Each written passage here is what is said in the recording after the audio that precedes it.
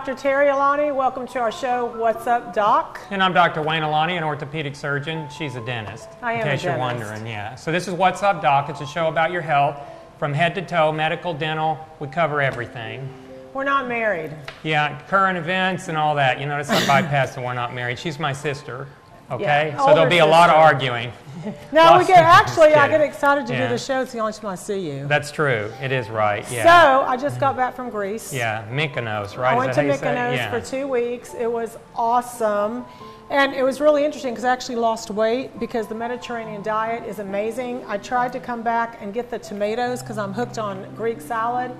And the tomatoes are not the same. You cannot, it's not the same. You can't, no matter what, you can't find those tomatoes here. Oh yeah, no, the Greek diet is excellent. So tell us exactly where it is, Mykonos, so people know. Mykonos is in Greece. It's on the Ionian side, near Santorini, and it's known as the Windy Island. So the wind was blowing every day. No mosquitoes.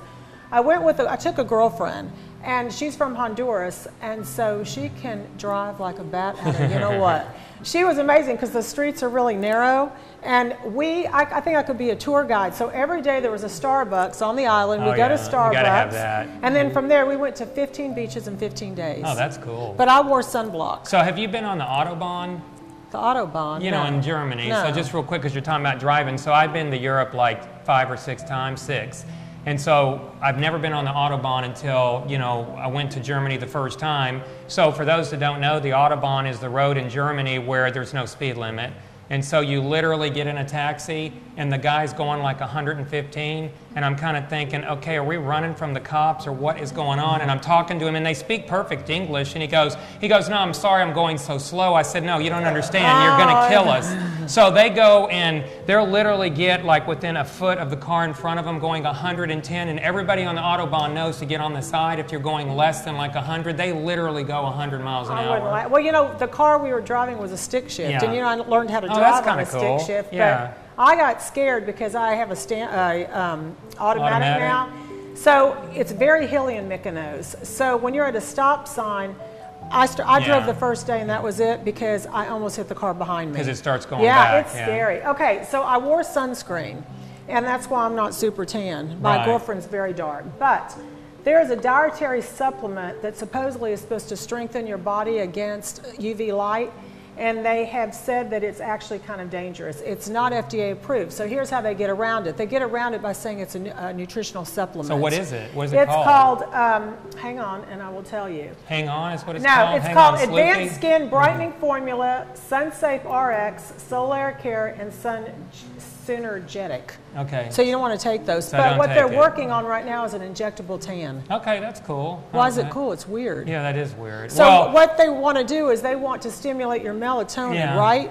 To help fight some immune diseases. But people are taking it to the extreme, and it's like when Michael Jackson sort of washed himself whiter. So this is what this is about. It's really well, you interesting. know, the tanning boosts are dangerous. We all know that. I mean, if you overdo the tanning boost, your risk of skin cancer is really high because of the amount of ultraviolet light you get in such a short time, so you can actually get burned in those tanning booths. So if you ever go to a tanning booth and get a burn, that's not a good deal at all. Well, you can get a tan with sunscreen. Yeah. So it's really effective. And listen, we're not any spring chickens here.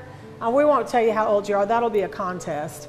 But as you age and you lay out in the sun, so the sun damage is done before you're 20 years old. If you get a bad burn before you're 20 years old, you have a higher risk of skin cancer. Yeah. You know, our father had basal cell carcinoma, so I've had a basal cell taking off my nose.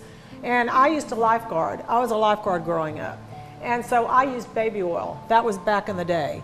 And I remember I had a little spot on the tip of my nose. This is like 6 years ago when a friend of mine's a plastic surgeon. We're having lunch together, and I told her, I've got this little tiny dot on my nose. She looked at it and she said, don't worry about it. Well, you know, we know our faces, and it really bothered me. So I went back to a dermatologist, and he said, don't worry about it. I said, you know what, I'm not going to believe them. So I went back again. I said, do a little biopsy. They did a little biopsy and actually had a basal cell carcinoma, which is benign, but the way a basal cell works, it's a small dot, but then it has these mushroom roots, so it expands. So when they take it out, it's a huge incision, but I was lucky, and you can't tell. And then it can be a squamous cell, which is a lot more serious, so you have to be sure that you get that checked out. So we had a question from our great audience out here. And one of the questions was about caffeine, which I thought was a really good question. It was a very intelligent young lady that asked the question. She's giggling over there. So anyway, so caffeine. So, you know, like I do CrossFit, you work out, you see all these people drinking these energy drinks after they work out, which is the worst idea you could possibly do. And you say, well, why is that? It makes me feel better. Yeah, at the risk of your heart rate going up and causing a risk of going into what's called atrial fibrillation and all kinds of heart irregularities. So if you're going to drink caffeine and coffee, I don't have a problem with it at all, but I would not drink those energy drinks. There's been a lot of teenagers in high school and in college that have been overdosing on all these caffeine drinks and ended up in the hospital because their heart is converted into a rhythm called atrial fibrillation where it's that's this feeling. And, so you got to be careful. So 2 things on that. First of all, those energy drinks are horrific for your teeth. Mm-hmm. Number 2, they're a little acidic, so if you are going to drink them, you want to make sure you wait 30 minutes before you brush your teeth because the acid can actually destroy your enamel. But if you wait 30 minutes, then the saliva neutralizes the acid and your chances of having enamel erosion are much less. That's number 1. Number 2, what they're saying now, and I think this is gross, but they're saying chocolate milk is better after a strenuous workout. No. I can't stand milk. No, there's no way. I just don't like milk. No. I would get sick, right? That'll make me sick, yeah. You know what's weird is I'm not a coffee drinker. Yeah. So I was on this trip, my girlfriend, the girl I went with, not girlfriend, but she had to have coffee every single morning. I do not drink, you know I don't drink coffee. Yeah, I drink I it in the like morning. it, I like decaf. Yeah. But I drink decaf. You switched to decaf. Yeah. So, and hang on, I got one other thing. There, you're talking about AFib. There's a patch now that they have developed that will actually help detect the irregular heartbeat early that can save lives. That's coming out. Yeah, no, I didn't know about that one. Okay, so we always do kind of like the dumbest article of the day. Got one. And my dumb one this week, there was actually a study done, and they spent hundreds of thousands, in fact, a couple of $1 million on this. And the article is, Your Puppy to the Rescue. They studied dogs who sense the need and run for help if you fall over on the ground and come try to help you. I mean, seriously, did you not know that? Like, if you fall on the ground, is your dog not going to come and lick you? I mean, this has got to be the dumbest thing I've ever seen. So there's a basket over there, and I hit it. How do you like that? Okay, was that not a good shot? That Seriously? was horrible. What do you mean it was horrible? No, it was right in the basket. They don't know. They can't see it. The virtual basket. Yeah. Okay, so this is my dumb one. A woman's toenails stopped growing because she had a fish pedicure. Have you heard of that? What's a fish pedicure? They've outlawed them a lot in the States, but it's when they actually have fish that are in the basin and they eat your dead skin. Oh, seriously. Weird. Who would put their, has anyone ever had one? Who would put your feet in? No. They're supposedly also for people who have eczema and they eat the dead skin. No. But this lady was there and it ate not only her dead skin, it ate her bed of her toenails, so she now does not have toenails. But you know what? The thing is, she can't even sue because it's absolutely stupid. That's got to be the dumbest thing I've ever heard. Almost. Hold on. Oh, did you see that? I just hit it. This is an interesting... Did everybody see that? That actually did go in, so sorry. This is an interesting study. You have 11 seconds to tell your doc what's wrong. That's not saying that's that you all have... I'm giving you. I no, can that's that what right the study's about. It says that doctors Yeah. only listen for 11 seconds. Actually, it's 10. But... Let me say something to all the people out there in Facebook and everything else land. So I really do try to listen to my patients, but here's what happens. Okay, you ready to role play? Now I'm a dentist, so here's what happens. You're the patient. Oh, no, you're the dentist, I'm the patient. Go. Hey, what's the matter with you? Well, you know, it's...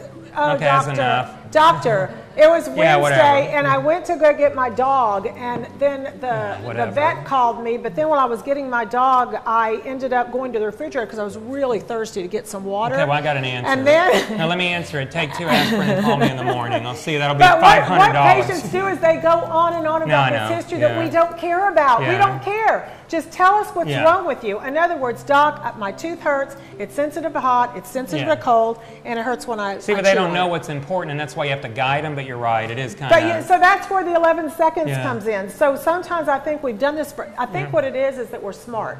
So we've done this for so long that we know what they're going to say. But you know what? You got to take time to listen to your patient. That's very true. You have to. Yeah. So where is that study from? This study is from Health Daily News. The average visit lasted 30 minutes, but the doctor only listened for 11 seconds. And what was he thinking about? Who's going to call him or what? I don't know. I listen more than 11 seconds. I mean, I listen You're literally a good listener. 13, 15 seconds for sure. That's just not accurate. So my brother's an orthopedic surgeon. He did my knee. I had ACL surgery 11 months ago. My knee, the only time I felt it was when I was in Colorado last weekend, and I don't know why. Other than that, it's been awesome. See, it's perfect. And it's all through a scope, so there's nothing Yeah, else. I don't have any scars. I mean, people are shocked. I'll tell them my brother did my knee surgery, and they're like, when are you having it done?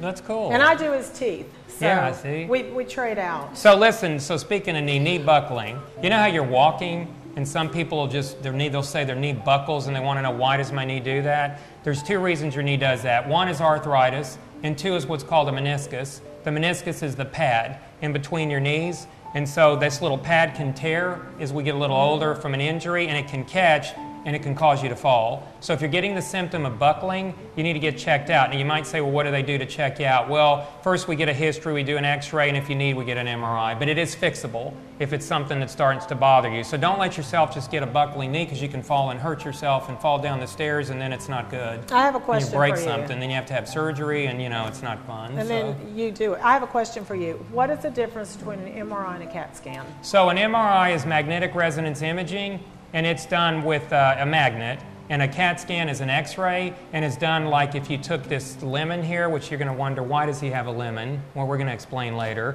But if you cut this lemon in multiple slices, a CT would be like I'm looking at the lemon in all the different directions. Whereas an MRI, it's a magnet, but you still see all the different directions. So of the two of them, there's no radiation in an MRI, but there is radiation in a CT. So why would someone do a CT scan versus an MRI? So the CT is better for bone, and it's better like abdominal, and the MRI is better for soft tissue, the inside of joints and knees and things like that. So MRIs are really good for ACL, meniscus, but CT is better like if you have a broken bone and you want to see what position it's in, that kind of stuff. Okay, so my question is, and I've been thinking about this, so as we get older, we always have ailments, right? Yeah. Or you find someone that's had cancer that you didn't even know that they had any symptoms. Why don't they do, I mean, I'm just asking, like an MRI scan or something like that every year so you can detect? The only reason for that is cost. And then the MRI, in order to do an MRI... But hold MRI, on, let me interrupt you for a minute. You're talking about cost. What about the cost it I cost to treat the disease? No, I don't have a problem with what you're saying. I think you're right. The problem is the insurances don't want to pay for the MRI to go through the whole body because it'd be like 7 MRIs. There isn't a test where you can start from the head and go to the toe and do a scan. You have to do the head, the chest, the abdomen, the hip, and the legs. See what I mean? That's the problem. But as far as is that a good idea? Well, yeah. I mean, if you want to catch things early, of course it's a good idea. Well, so I think it would help. With that. So I was trying to figure out why drug companies charge so much. So I was doing some research, and it's not really the drug companies. It's the pharmacy managers that the insurance companies hire to negotiate the fees. And to me, it's just a total ripoff. Yeah, it is. It's very expensive. So what happens is the insurance companies hire these pharmacy managers and negotiate the fees. So for instance, if something is $100 and the pharmacy gets them to pay this insurance company, they only have to pay $80.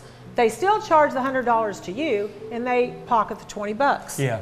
No, I know. That's real true. It is expensive. The medicines are astronomical, and they're just getting more expensive. And the problem is people want a medicine when they come to the doctor. So it's not like you can tell them, you know this. If you bring your kid, you remember when you're 2 or young, to the ENT when they're young, he has an earache. Oh, okay, it's a virus, but we're going to give you some antibiotic just to be sure it doesn't cause a problem. Well, all you're doing is creating bacteria that, you know, are resistant. So, but if they don't give you the antibiotic, then some of the patients get angry, and they don't want the patient to get angry. So, but well, it's not hold on. What's best. You know what? Let them get angry. Yeah. Do you know how many times I have patients that ask for an antibiotic and they I don't don't give need it to them Let either. them get angry. Yeah. I don't care. Or they ask for pain medication. You know what I do?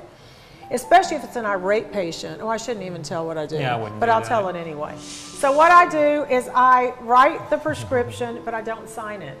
And I don't put my DEA number, which you have to have a prescription. So they go to the pharmacy calls me, and they go, you didn't have a DEA number. That's right, because I'm not filling it, I'm substituting it. So Wayne, back to the ear infections.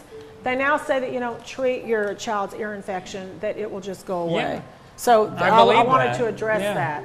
But there is a huge problem with opioids in this country right now. So here's what I prescribe to my patients. I've been to so many seminars. I love pharmaceuticals.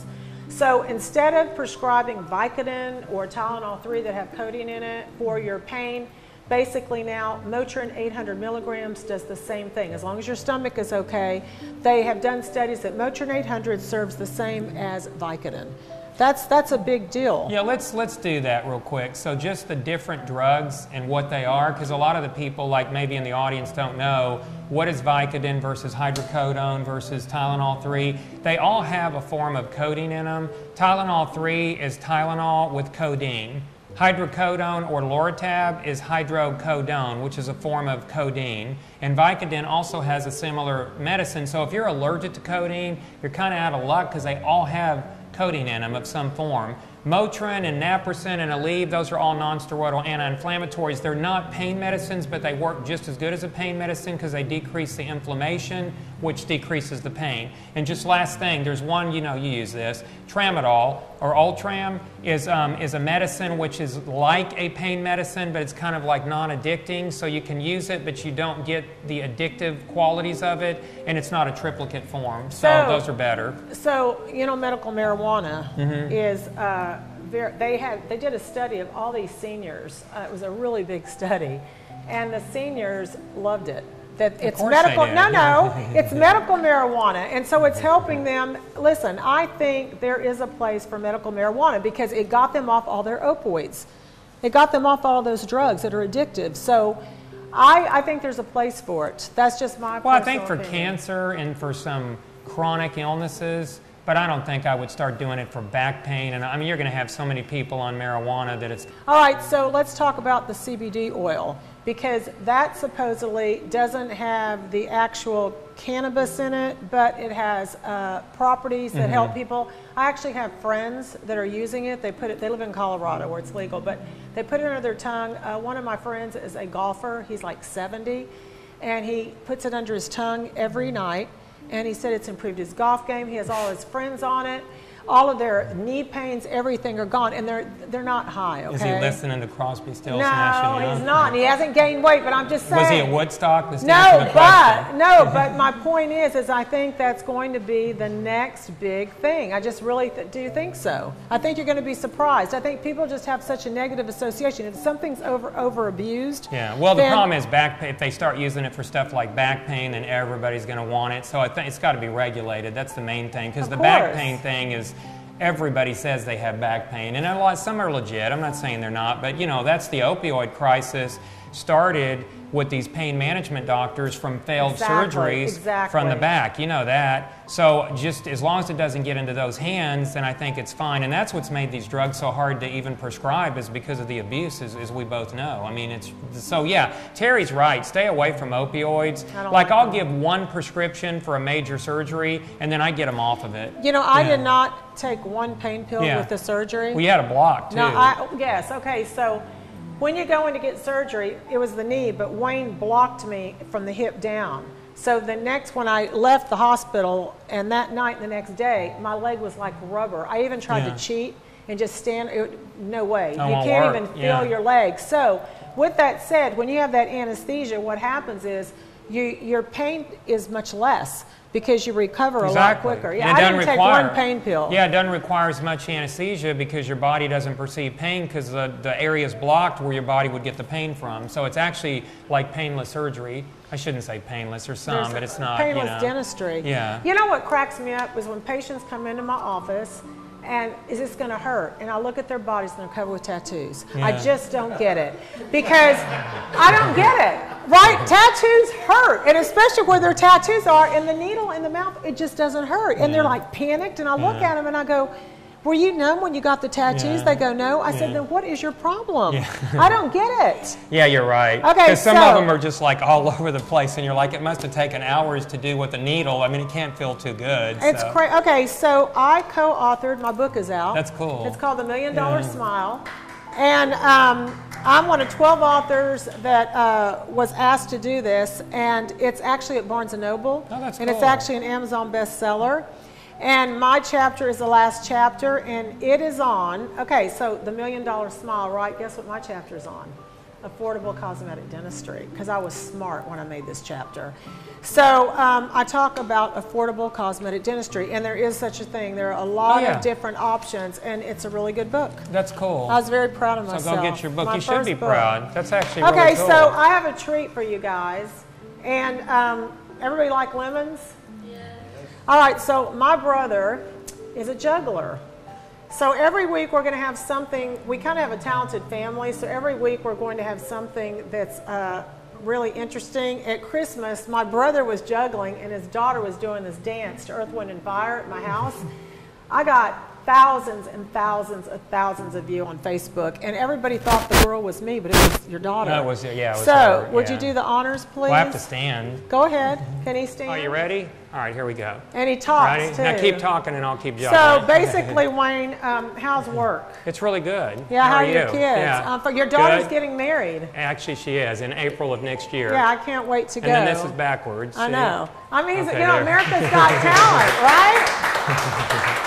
So next time... I just didn't want to break the cup. That's the only thing. I'm a ventriloquist, so next time I'm going to bring my ventriloquist doll. You actually do have one. So real quick, lipomas. Yeah. You know, you've seen lipomas, I have right? one. I have one right here. You want to show it to them? Or? No, but I have one and I've just left it alone because you said it was nothing. Lipomas are a collection of fatty tissue. And I had a lot of patients this week, they knew I was doing this show, and they said, talk about lipomas because everybody's scared of them. So if you can grab a part of your skin and it feels like there's a bump there, but it moves around, then it's, I mean, I'm not going to say it could never be cancer, but the chance of it being like a neoplasm malignant cancer is like almost zero because it's mobile. I have one cancer, right here. yeah, cancer invades. So lipomas are benign. You can remove it if you want, if it's bugging you, like if it's back in the back and you're sitting in chairs, you know, and you look like you're humped over because it's big. But most of the time you don't need to remove a lipoma, unless it's in the middle of your face, and then that's a problem. So this brings back a memory, Wayne. All right, so my brother works in a surgery center. It's a very sterile environment, and I had a little, I think, was it a lipoma on my back? Yeah. Okay, I had a little lipoma on my back. It was like, honest to God, it was like this big. It was so little. So I went in to see my brother because he's a surgeon, and he said, okay, I'll take it off. I thought he would just take it off in the office. He goes, no, I have to put you in the operating room. I said, really? He goes, yes. My blood pressure is 110/60. It's low, okay? So this is really interesting what happened. They sterilized my back with iodine and all of that. I had to disrobe. They put me in the stretcher, and they rolled me into the operating room. Very sterile, these huge lights all shining down for this little simple procedure. He could have done it in his house. Well, no, it's not clean. My blood pressure shot up like I have never known. I was petrified, and it wasn't the pain, it was just being in that environment. And so I remember him saying, he took out this big needle, and he was trying to be so nice, and I'm a dentist. Needles don't bother me. And he goes, this is, you know, you okay, you okay? And calm down, you okay? I said, I'm fine, just take the damn thing out. So I remember, and he took it out. It took him 5 seconds. 5 seconds, and you put me through that horrible ordeal. It was traumatizing. Were you mad? It was traumatizing. You could have done it in your office. Well, the only time you got mad is when you saw the bill, but that's the only time. Exactly, when I saw the bill. But anyway, I understand why you put people to sleep to go into the operating room. Well, they kind of freak out. But, you know, I mean, most of the time people are pretty good about it. But, you know, the funny thing, what you said, is most people that have a lot of tattoos, it's funny you said that, I was thinking about it, are the people that tend to have the most, you know, have the most problem with the pain. That actually is true. They're wusses. And that is a little weird because some of them have sleeves, and, you know, it's got to take. And they're not numb. They're not numb. You know, the tattoo artists are true artists, though. If you look at some of the paintings on their arms, I personally won't have a tattoo. No, I think I'm going to pass on that. I don't want to do that. So. Okay, a magnetic wire could one day pull cancer cells from your blood. Yeah, I've heard about this. That's Supposedly pretty cool. A magnetic wire they'll put through your vein, and it will attract the tumor cells. Now, the problem is those cells are moving around a lot, so they could miss some things. But that is on the horizon. And you know what else? Have you heard of the gamma knife? So Methodist just made a new building that was 700 $1 million. And in the medical center for neuroscience and cardiac, and my daughter's a transplant nurse over there. And anyway, so they got what's called a gamma knife. This thing is really cool. So a gamma knife is something that can remove a brain tumor without a knife. It's like gamma radiation, but it's pinpoint so good it can actually go to a small part of your brain, remove a tumor, dissolve it, what have you, cut, but it doesn't affect the other parts of your brain. I mean, it's really incredible. I don't know how many are in Houston. There's not very many. But, I mean, that's a huge, because they used to have to cut your skull open, obviously, to get the tumor out. Now they can use a gamma knife. So when I was in dental school, I had a residency with the neurosurgery. They made us have residency at Ben Taub, which is pretty amazing. And they said, if it is a full moon, you are going to be in for a treat. So it was a full moon, and I ended up leaving the oral surgery person I was supposed to be following. I snuck out, and I went to the neurosurgery doctor. And I followed him the whole night, and it was amazing. Oh, yeah, to watch the surgeries. They sit them up, and they have rock music going and everything, and they're just working on the brain like it was a finger. It was incredible. Yeah, and that's why the gamma knife's so cool. Speaking of neurosurgery, this is very interesting. So I went and had my hair blow dried because I'm too lazy sometimes to wash it and stuff. So I had it blow dried the other day, and I'm sitting there, and I'm using another girl because the girl I used couldn't see me. And we were just talking, and she was telling me she was from the Ukraine. She'd been here and she was like 13 years old, and she just did a great job, and we're talking and everything. And then the other girl that colored my hair, because I'm older and so my hair is gray, so everybody thinks my hair is this color, but it kind of is, but I dye it. So I had colored my hair. So the girl that had colored my hair came over because I was the last one to leave at the salon. It was 9 o'clock. And she was talking to the hairdresser that was doing my hair, and she goes to me, she goes, you know, she's a doctor. I said, what do you mean she's a doctor?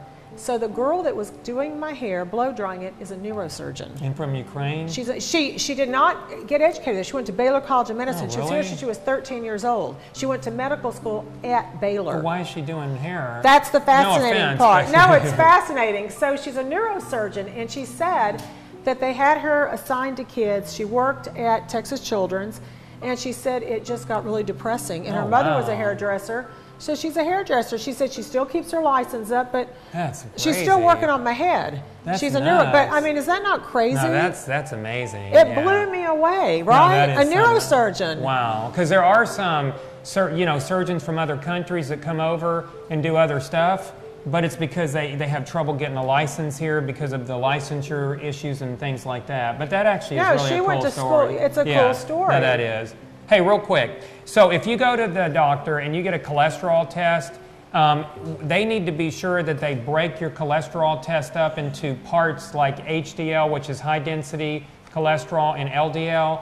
And you're going to say, yeah, I know that, because everybody knows that, but there's an issue. If you're postmenopausal, it's been found in a recent study, it's not that accurate. They have to actually get more fractionation of those HDL, LDL for it to be accurate. So even though the doctor may tell you, hey, you're in good shape, your HDL, which is the good cholesterol, is high, and that's good, that's not maybe so good. You have to get more testing. So just be sure your doctor knows that, because that's something new that the American Heart Association put out. So I thought that was kind of interesting. And the way to know which is better, LDL is lousy and HDL is happy. Yeah. So Wayne, what's your cholesterol levels be since you're the physician? Well, it should be less. The total is usually less than 200, but the HDL should be about 70 to 100, and the LDL should be about 50 or less. So the HDL over the LDL, the happy over the lousy, should be like 2 to 1. If it's less than that, then it's usually a dietary thing. And by the way, a lot of the cholesterol medicines that lower your cholesterol have side effects. One of the side effects is muscle pain, aching, spasm.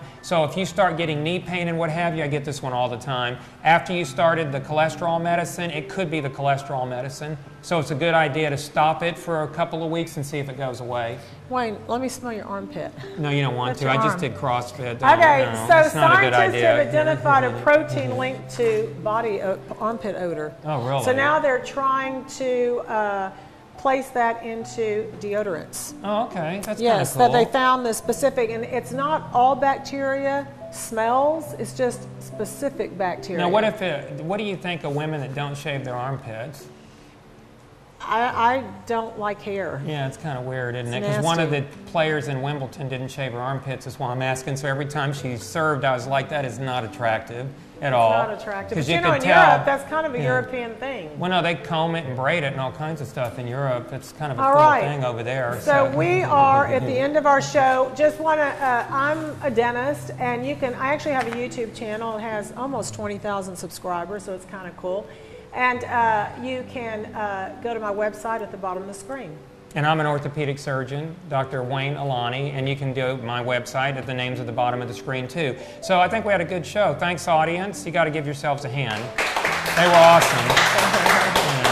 They have good questions. They're attentive. Most all of them are awake. There's a couple that are asleep. And next week, I'm bringing Danny, my ventriloquist doll, just to give you a preview. Oh, boy, that's dark. It's so much fun. Oh, how much fun do we have? And it gets a little bit eerie, but just go with it. Because it's like one of those Chucky movies. I'm telling you now. So when you come next week, do not be afraid that night. Because the thing looks a little bit like a nice Chucky. Danny's cute. But he has some issues. He does I'm just telling issues. you. And there's another. She has a lot of them. She has 3? I have 3. Yeah, and they talk at home. It's a little, but anyway, we'll talk about that later. But anyway, thanks for watching the show. Okay, it's What's Up Doc. We talk about everything medical, dental, and we will be back next time on What's Up Doc.